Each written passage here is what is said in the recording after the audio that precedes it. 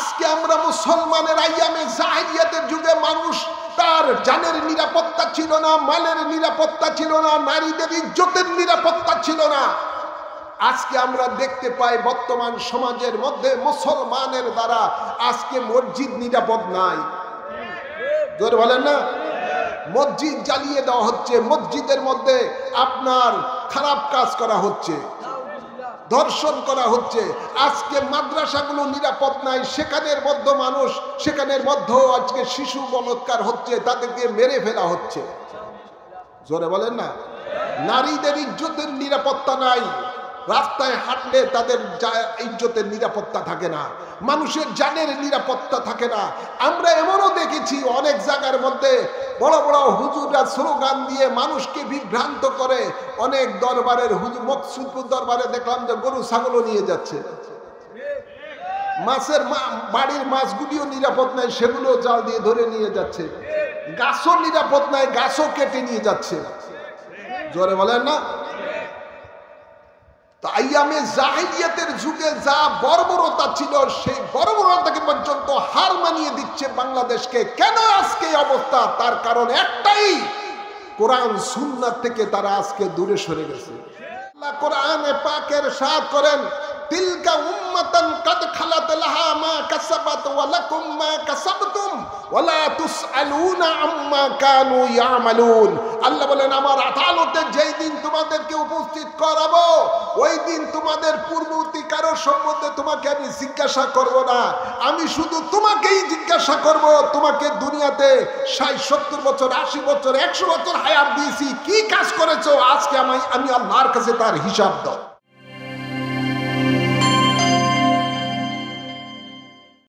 أما بعد فأعوذ بالله من الشيطان الرجيم بسم الله الرحمن الرحيم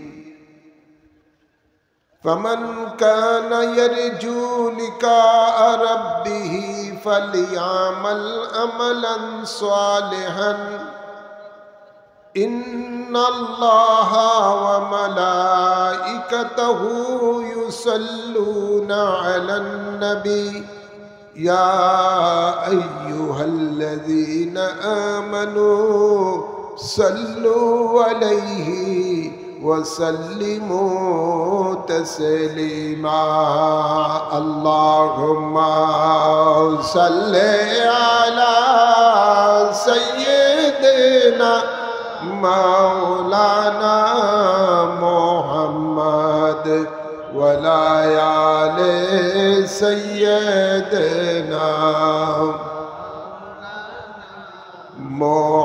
محمد اللهم صل على سيدنا مولانا محمد وعلى آل سيدنا নিয়ে যাও গো আল্লাহ পাক ভূমি মদিনায়, প্রাণ ভরিয়া করব সালাম দেখে নবীর রওয়াজা। আল্লাহুম্মা জোরে সাল্লি আলা سيدنا مولانا محمد وعلى آل سيدنا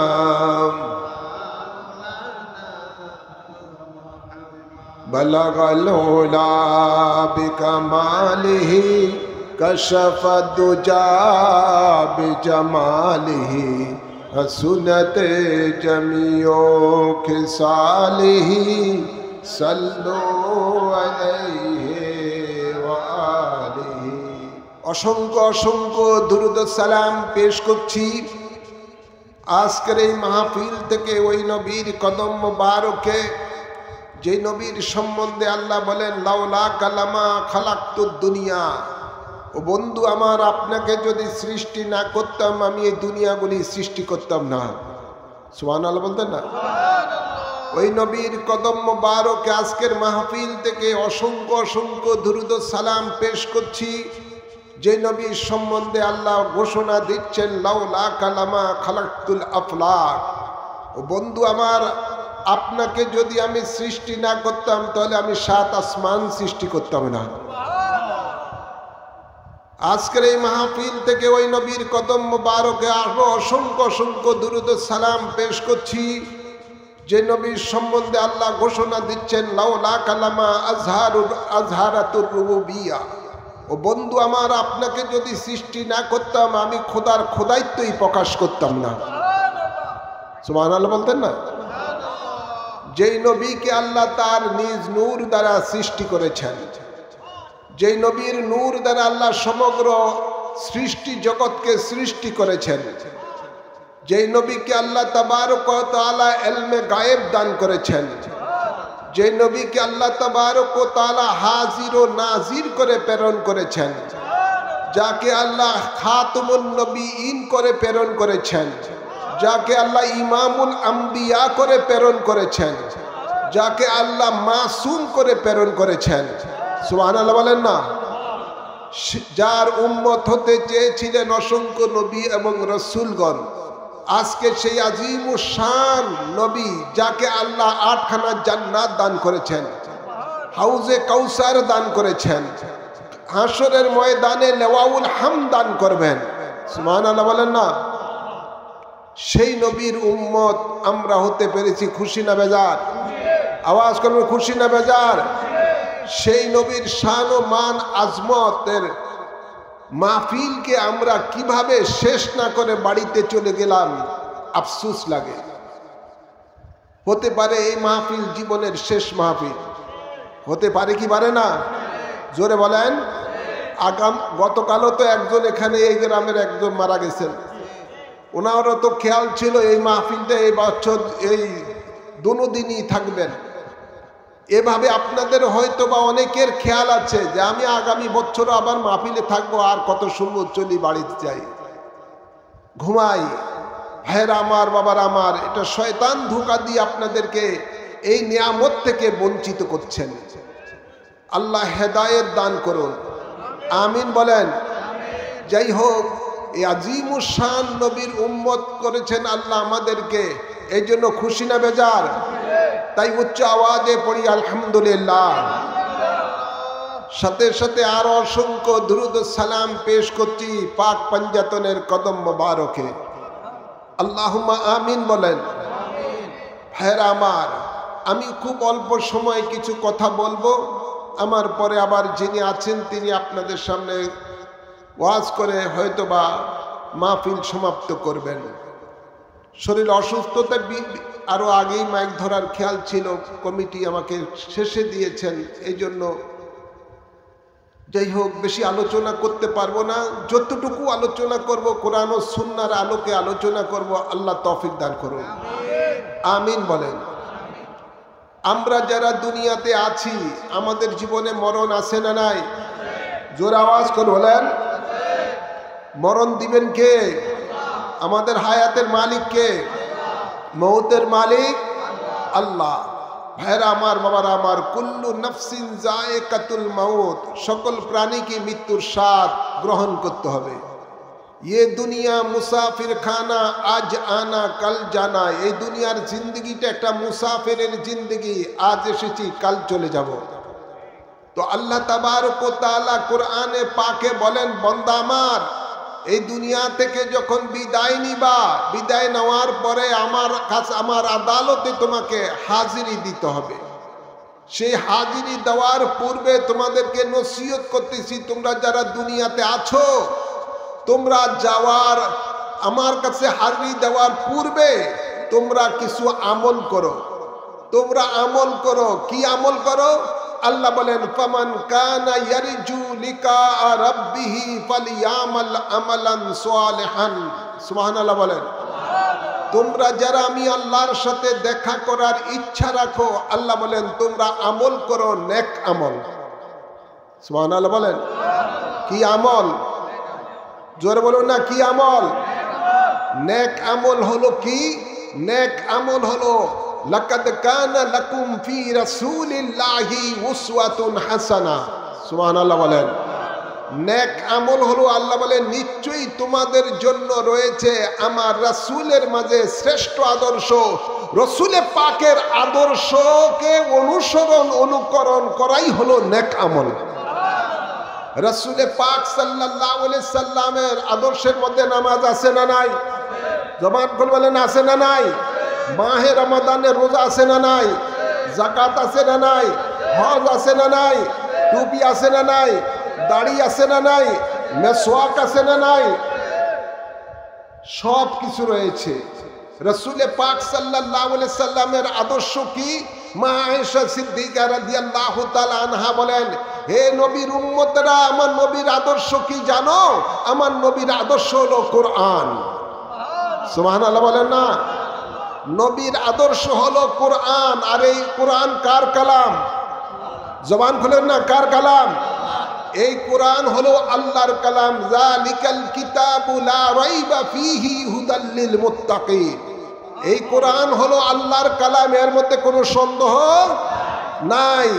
আর এই কোরআন তাদেরকে হেদায়েতের পথ দেখাবেন যাদের অন্তরে তাকওয়া আছে। সুবহানাল্লাহ বলেন না? ভাইরা আমার, বাবারা আমার, খুব খেয়াল করে শুনুন। রাসূলে পাক সাল্লাল্লাহু আলাইহি ওয়াসাল্লামের জিন্দেগি আমাদের হলো বন্দেগি। রাসূলে পাকের জিন্দেগি হলো আমাদের জন্য বন্দেগি। রাসূলে পাক সাল্লাল্লাহু আলাইহি ওয়াসাল্লাম এমন কোন দিক নাই যে দিকের দিক নির্দেশনা উম্মতকে দিয়ে যান নাই। নবী পাক সাল্লাল্লাহু আলাইহি সাল্লাম বলেন, বিদায় হজের ভাষণে নবী বলেন, উম্মত আমি তোমাদেরকে দুইটি জিনিস দিয়ে যাচ্ছি। এই দুইটি জিনিসকে যদি তোমরা অনুকরণ করো কখনো পথভ্রষ্ট হবে না। এর একটি হলো আল্লাহর কালাম কোরআন, আরেকটি হলো আমার জীবন আদর্শ। সুবহানাল্লাহ বলেন। এই দুইটি জিনিসের মধ্যে মানব জাতির জন্ম থেকে মৃত্যু পর্যন্ত যত দিক আছে সর্বদিকের দিক নির্দেশনা আল্লাহ ও রাসূল দিয়ে গেছেন। দুঃখজনক হলো সত্য, আজকে আমরা মুসলমান বহুত আছি বাংলা জমিনের মধ্যে, কিন্তু খাঁটি ইমানদার মুসলমানের বড় অভাব। এই দুইটি জিনিস থেকে মুসলমান আজকে দূরে সরে গেছে। এই দুইটি জিনিস নিয়ে রাসূলে পাক যখন এই পৃথিবীর মধ্যে এসেছেন, আর আইয়ামে জাহিলিয়াতের বর্বর জাতির সামনে যখন এই দুইটি জিনিস উপহার রাসূলে পাক দিলেন, তখন ওই জাহিলিয়াতের যুগের মানুষগুলো হয়ে গেল পৃথিবীর মধ্যে সোনার মানুষ হয়ে পরিণত হলো। ঠিক না বাটি? ভাইরা আমার, সেই বর্বর জাতির মানুষগুলো এমন মানুষ হয়ে গেছে যারা এই দুইটি জিনিসকে জীবনের মধ্যে ধারণ করেছেন। আল্লাহ এদের সম্বন্ধে বলেন যে রাদিয়াল্লাহু আনহু ওয়া রাদু আনহু, আমি আল্লাহ স্বয়ং তাদের উপরে খুশি আর তারাও আমি আল্লাহর উপরে খুশি। আমরা আল্লাহকে খুশি করতে চাই কি চাই না? জোরে বলেন।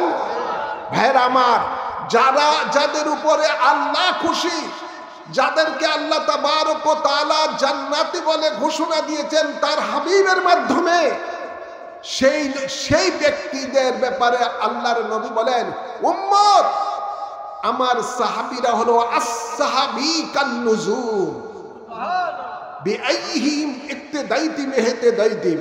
আল্লাহ নবী বলেন, উম্মত যাদের উপরে আল্লাহ রাজি, আল্লাহ খুশি, এই সমস্ত ব্যক্তিদের ব্যাপারে নবী বলেন, উম্মত তারা যারা আমি রাসূলকে সচক্ষে দেখে আমি রাসূলের অনুকরণ করেছেন, ইত্তেবা করেছেন। আল্লাহ নবী বলেন, উম্মত কিয়ামত পর্যন্ত তোমাদেরকে নির্দেশ দিচ্ছি, আমার সাহাবীরা হলো তোমাদের জন্য আকাশের নক্ষত্র স্বরূপ। এদেরকে যদি তোমরা অনুসরণ করো হেদায়েত প্রাপ্ত হবে। তো ভাইরা আমার, বাবার আমার, সাহাবায়ে কেরামেরা রাসূলে পাক সাল্লাল্লাহু আলাইহি সাল্লামকে পূর্ণাঙ্গ অনুসরণ অনুকরণ করার কারণে আল্লাহ তাদের উপরে খুশি হয়ে গেছেন এবং নবীও তাদের উপরে খুশি হয়ে তাদেরকে জান্নাতি জান্নাতি বলে ঘোষণা দিয়েছেন। বড় দুঃখজনক হলো সত্য, যে মানুষগুলো রাসূল পাকের অনুসরণ অনুকরণ করার পরে, কবির খেয়াল করেন, যাদেরকে অনুসরণ অনুকরণ করার পরে কেউ হয়ে গেছেন সিদ্দিকে আকবর, কেউ হয়ে গেছেন ফারুকে আজম, কেউ হয়ে গেছেন জিন্নুরাইন, কেউ হয়ে গেছেন মাওলা শেরে খোদা, কত লকবে ভূষিত হয়েছেন।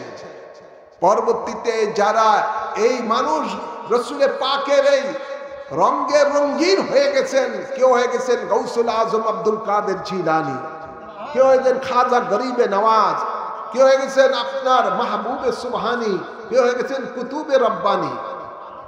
কত রঙে রঙিন হয়েছেন, কত লকবে ভূষিত হয়েছেন। আজকে আমরা মুসলমান দাবি করি, বাংলার জমিনে শতকরা নিয়ে আপনার 92% বা 90% মুসলমান।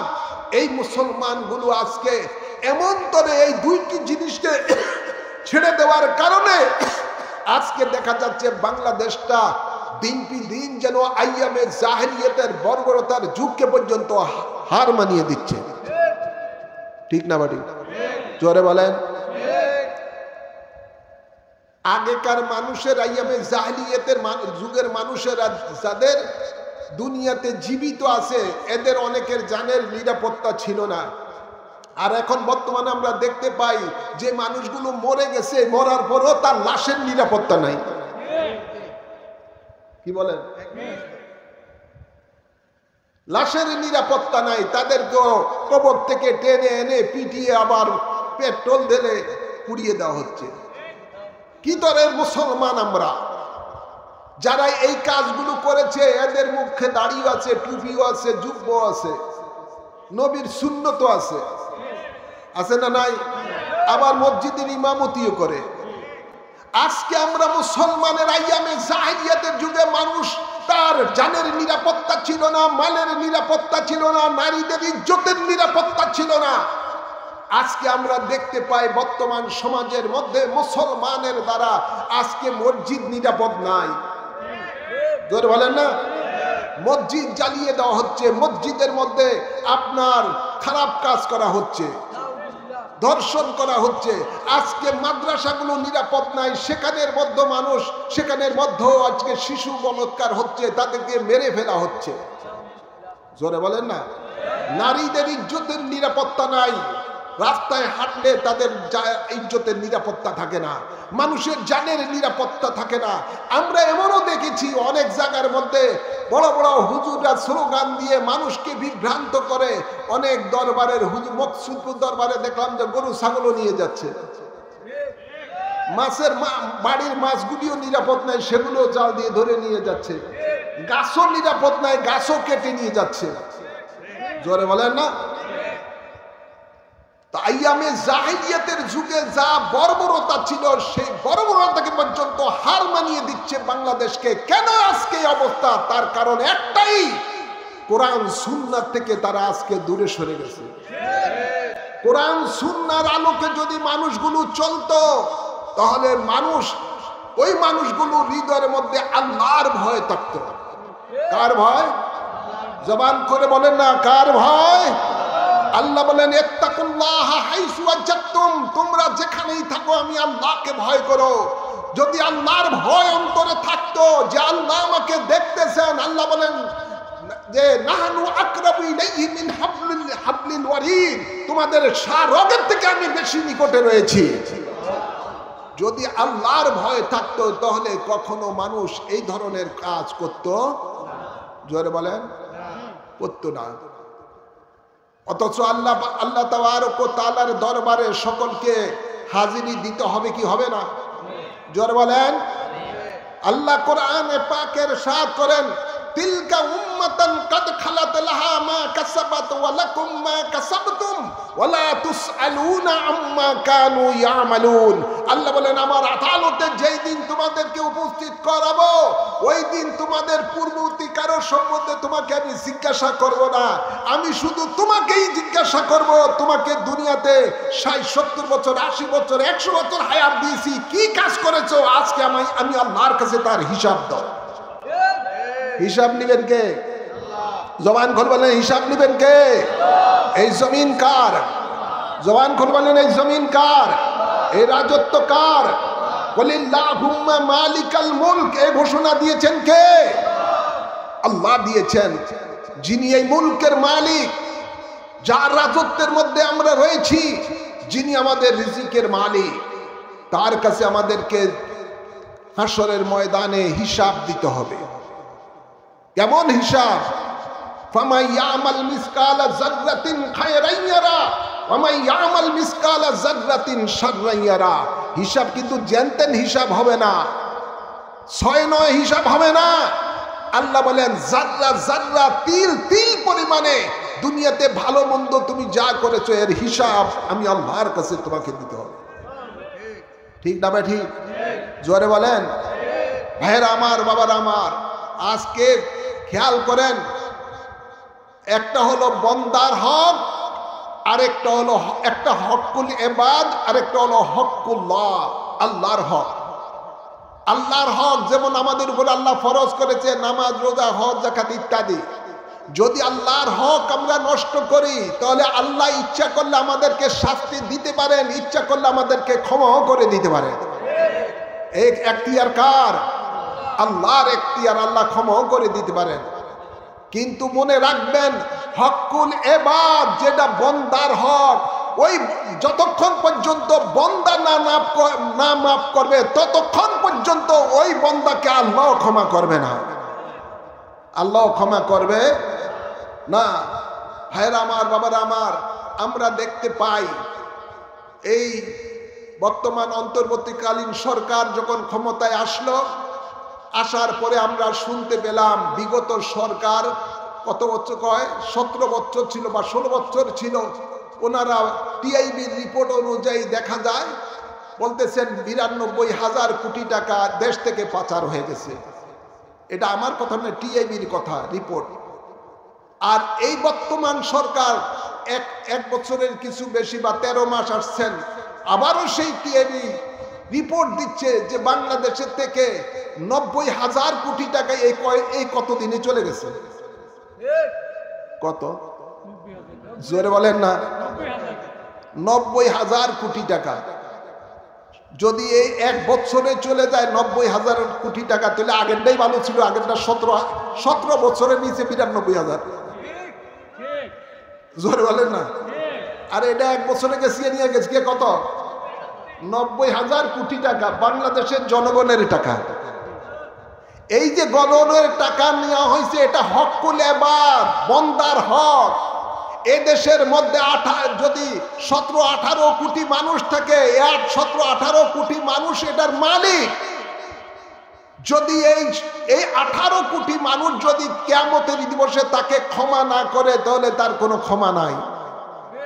ক্ষমা জরুরি না, কোনো ক্ষমা নাই। তাই ভাইয়ের আমার, বাবার আমার, আমরা তো অনেকেই দেখি, দেখবেন অনেকে দেখা আছে আপনার গাট্টি নিয়ে ঘরের থেকে বের হয়ে যায়, অনেক লম্বা বেশি সওয়াব আশায় হজের সওয়াব পাবে, 69 কোটি সওয়াব ইত্যাদি ইত্যাদি বিভিন্ন ধরনের কথাবার্তা বলে। আমার দৃষ্টিকোণ থেকে বহু সরকারি কর্মকর্তা আপনার কি করে, তারা এই গাট্টি নিয়ে বের হয়ে যায়, যাওয়ার পরে ওদিক দিয়ে কিছু সরকার মাস শেষে বেতনও উঠায়, আবার গাট্টি নিয়ে বের হয়ে যায়। এই যে সে কাজ না করে গাট্টি নিয়ে বের হয়ে গেছে আল্লাহকে পাওয়ার জন্য, এই লোক কখনো আল্লাহকে পাবে না, যেহেতু সে এই 17 কোটি জনগণের হক মেরে বেতনও উঠাইতেছে, খাইতেছ। কথা বুঝছেন না? ওর কখনো মাফ হবে না। এমনি ভাবে সরকারি টাকা কেউ যদি 1টি টাকাও যদি অন্যায় ভাবে জনগণের টাকা মেরে খায়, এই লোকের নামাজ বলেন, রোজা বলেন, হজ বলেন, যাকাত বলেন, টুপি বলেন, দাড়ি বলেন, কোনো ইবাদত আল্লাহর দরবারে কবুল হবে না, কোনো কাজে আসবে না যদি এই বন্দাটাকে না মাফ করে। খেয়াল করতে হবে, আল্লাহর ভয় আমাদেরকে রাখতে হবে। মনে রাখবেন একটি কথা, রসুলে পাক সাল্লাল্লাহু আলাইহি সাল্লাম যখন দুনিয়া থেকে বিদায় নিবেন অসুস্থ, তখন আল্লাহর হাবিব বলেন, এ আমার সাহাবীরা, তোমরা কেউ যদি আমার কাছে কোনো কিছু পাওনা থাকো তাহলে আমাকে বলো, আমি তোমাদের এই পাওনা পরিশোধ করে যাব, যাতে করে হাসরের ময়দানে আমাকে আল্লাহর কাছে জবাবদিহি না দিতে হয়। ভাইয়ের আমার, বাবার আমার, এক সাহাবী দাঁড়িয়ে উঠলেন, হুজুর আমি ইয়া রাসূলুল্লাহ সাল্লাল্লাহু আলাইহি সাল্লাম, আপনার উপরে আমার হক আছে, আমি এই হক চাই। কি হক? ইয়া রাসূলুল্লাহ সাল্লাল্লাহু আলাইহি সাল্লাম, অমুক যুদ্ধের সময় আপনি ওটের উপরে ছিলেন, ওই সময় ওটকে দ্রুত চলার জন্য আপনি ওটের উপরে ওটকে এই আপনার এই রশ্মি দিয়ে আপনি তাকে আঘাত করলেন, পিছনে আমি ছিলাম, আপনার ওই রশ্মির আঘাতটা আমার পিঠের মধ্যে লাগছে। এটা অনিচ্ছাকৃত ভাবে আল্লাহ নবীর পিছনে ছিলেন বিদায় ওটকে মেতে গেলে ওই দড়িটা তার পিছনে লেগেছে, আমার এটা হক রয়েছে। তো এখন কি করতে হবে? ইয়া রাসূলুল্লাহ সাল্লাল্লাহু আলাইহি ওয়াসাল্লাম, আমাকে যেভাবে আপনি আমার পিঠে যেভাবে বাড়ি পড়ছে, আপনাকে আমি আজকে সেই বাড়ি দিতে চাই, তাহলে হক পরিশোধ হবে। নবী বলেন, হ্যাঁ ঠিক আছে, আমি তোমার এই হক পূরণ করতে চাই, হাসরের ময়দানে যেন আমি আল্লাহর কাছে জবাবদিহি না দিতে হয়। সাহাবীরা রোনাজারি শুরু করে দিলেন, আর তাকে বললেন, এই নবীর সাহাবী, আমার নবীর উপরে তুমি আঘাত করো না, যত রকমের আঘাত আছে নবীর পক্ষ থেকে আমার পিঠে দাও, আমাদের পিঠে দাও, আমরা সেটা সইব, আমরা সেটা মাথা পেতে নিব। তারা বললেন, না এটা হতে পারে না, আমি নবীর আপনার এই ছড়ির আঘাত আমার পিঠে লাগছে, আমার এই প্রতিশোধ আমি নবীর উপরেই নিব। আল্লাহ নবী বলেন, ঠিক আছে, তাকে সে প্রতিশোধ নিতে দাও, তারপরে যেন আমি হাসরের ময়দানে বন্দার হকের জন্য আল্লাহর আদালতে না জবাবদিহি দিতে হয়। তখন সে আল্লাহ নবী বলেন, ঠিক আছে, তুমি ওই ছড়ি দিয়ে আমার পিঠে বাড়ি দাও। ইয়া রাসূলুল্লাহ, আমাকে যখন আপনি আমার পিঠে যখন আপনার বাড়িটা পড়ছে ছড়ির, ওই সময় আমার পিঠের মধ্যে কোনো কাপড় ছিল না, আপনার পিঠের মধ্যে, পিঠ মোবারকের মধ্যে জামা রয়েছে, কাপড় রয়েছে, আপনি কাপড় সরান, তারপরে আমি পিঠে আঘাত করব। ভাইয়ের আমার, বাবার আমার, যখন আল্লাহর নবী কাপড় সরালেন, ওই সাহাবীর হাত থেকে তিনি কি করলেন, আল্লাহর হাবিবকে আঘাত না করে সেই ছড়ি ফেলে দিয়ে আল্লাহর হাবিবের পিঠ মোবারকের মধ্যে মোহরে নবুয়তের চুমু দিলেন। সেই সাহাবী বলেন, ইয়া রাসূলুল্লাহ সাল্লাল্লাহু আলাইহি ওয়াসাল্লাম, আমার এটা এই সাহস নাই, রাহমাতুল লিল আলামিনের পিঠ মোবারকের উপরে আঘাত করা, এটা তো আমি একটা বায়না ধরেছি, যদি আমি আঘাতপ্রাপ্ত হয়েছে আমার কোনো দাবি নাই, আমার ইচ্ছা ছিল আপনার পিঠ মোবারকে খতমে নবুয়তের মোহরে নবুয়ত থাকবে, ওটাতে আমি চুম্বন দিব, এর উসিলায় যেন আল্লাহ আমাকে মাফ করে দেন।